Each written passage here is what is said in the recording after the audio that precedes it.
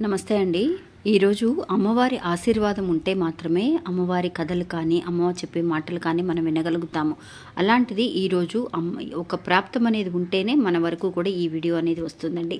ఇంకా మన వీడియోలో అండి ఎప్పుడు కూడా చెప్తూ ఉంటాము, మన పంచమీ తిథి రోజున 5 పంచమీ తిథులు చేసి అమ్మవారికి పూజలు కనుక మనం చేయగలిగితే నిజంగా అద్భుతం అనేది జరుగుతుంది అని. ఒక భక్తురాలు అలాగే 5 పంచమీ తిథులు కంప్లీట్ చేసుకొని, అంటే ఒక్కొక్క పంచమీ తిథి రోజున ₹5 కాయిన్ని మనం తీసిపెట్టాలి అనేది మన వీడియోలో తెలియజేసాం. ఇంతకుముందు కూడా మన ఛానల్ని ఫాలో అయ్యే వాళ్ళైతే కనుక తెలుస్తుందండి ఖచ్చితంగా. అలా చేసినప్పుడు 5 కాయిన్స్ అంటే 5 వారాలు ₹25 తను గుడికి తీసుకెళ్ళి అమ్మవారి దగ్గర దక్షిణగా ఇవ్వాలని కానీ, బయట ఎవరికైనా సరే దానం చేయడానికి కానీ తను ప్రయత్నించిందండి. అటువంటి సమయంలో అక్కడ ఎవ్వరూ కూడా ఆవిడికి కనిపించలేదు భిక్ష వేయటానికి.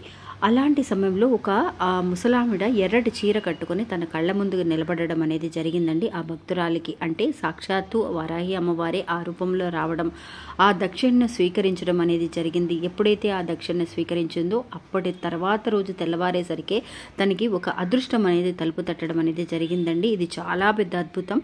మీరు కూడా ఇంకా మన వీడియోస్ కనుక ఫాలో అవ్వండి, వరాహి అమ్మవారి గురించి తెలుసుకోండి. పూజలు అనేవి మీరు కనుక చేయగలిగితే పంచమీ తిథి రోజున చేసే పూజలకి మంచి రిజల్ట్ ఉంటుందండి. ఖచ్చితంగా మీరు కూడా ఫాలో అయ్యి చూడండి.